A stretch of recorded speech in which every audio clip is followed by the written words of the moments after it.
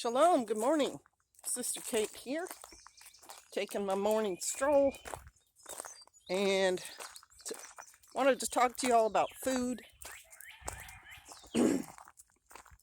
Pastor recently shared with me a YouTube channel article about 80% of our food sources got outlawed pesticides in it. Most of it is not the organic stuff. Most of it is imported. And the pesticides that it is polluted with have been outlawed in our country for decades. So it's mostly vegetables. It can be meat also. They didn't have specific company names. They didn't have specific product names, which I always find a little bit suspect. If you're a journalist, you are going to get that information in on your article. So that makes me wonder about the validity of the article.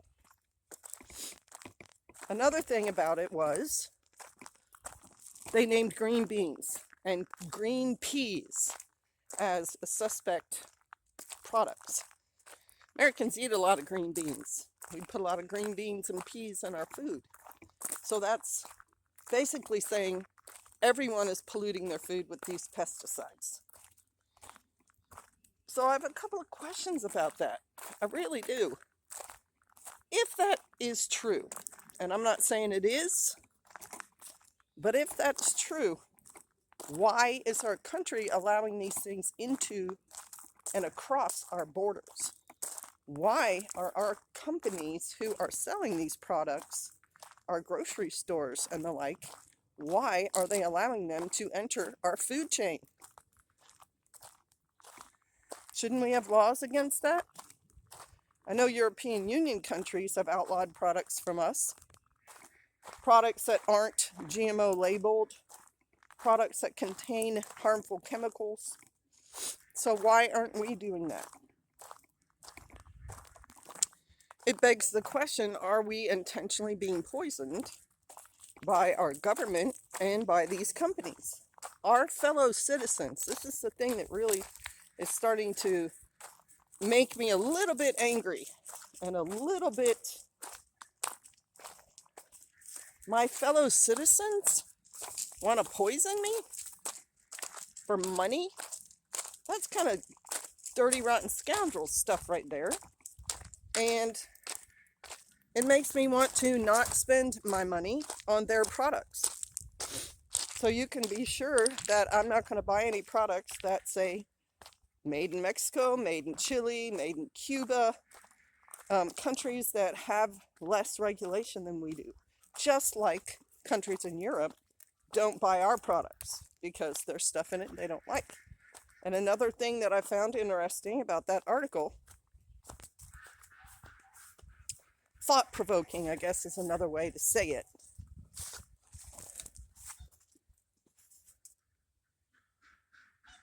Organic products are not included in this article. Organic, if you eat organic, supposedly labeled organic, then these pesticides are not in those foods. But you and I know organic products in the US are super expensive, and different states have different laws about what they deem organic or not, right? What's better than organic? Homegrown.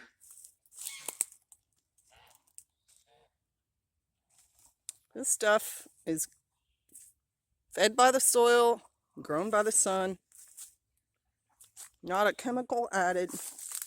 Oh my gosh. Tastes delicious. I didn't even plant them. The vines were already here. You know what's cheaper than organic though? Seriously? Because if you're feeling that financial pinch because of inflation, a packet of seeds, $3-4. You can get seeds even at a dollar store. look at my hair this morning.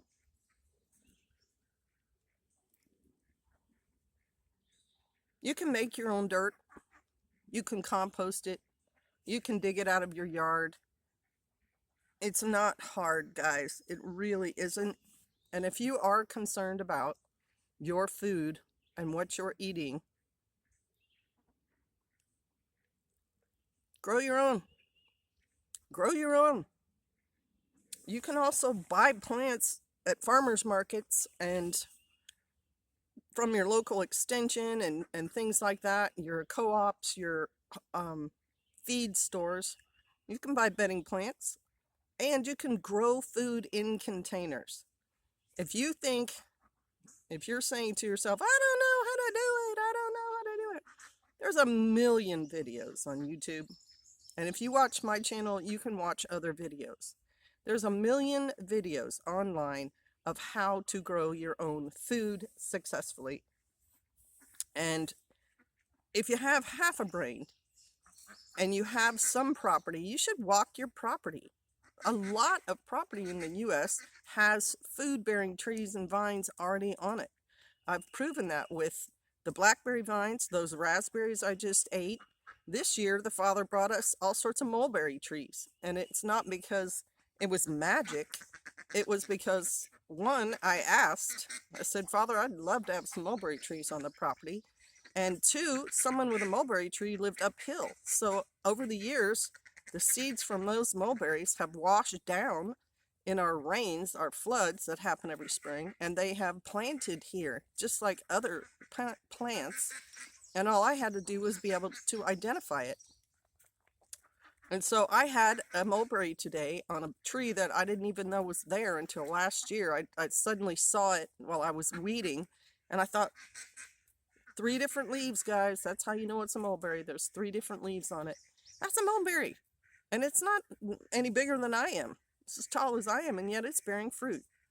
So educate yourself a little bit on plants.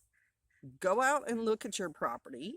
Check for walnuts on the ground. Check for hickory nuts on the ground, or pecans or whatever. Look for vining plants that have thorns on them. That's one clue for you.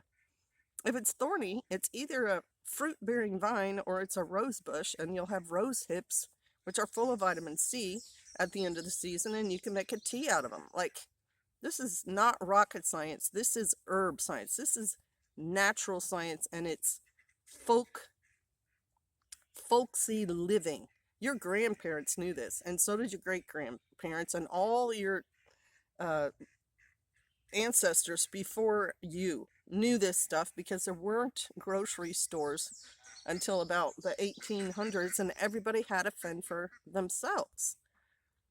Also, I know personally a person who is carrying around plants in containers that he's been growing for years, 5-year-old, 6-year-old blueberry plants that are bearing fruit every year. So if you don't have land, container garden, it works. Plants need some food in the soil. You can buy fertilizer, you can make natural fertilizers and manure teas and all sorts of stuff to feed your plants, and they need some warmth, some sunlight, and that's it. They'll produce. So don't get freaked out about this information coming out. Act. Do something about it.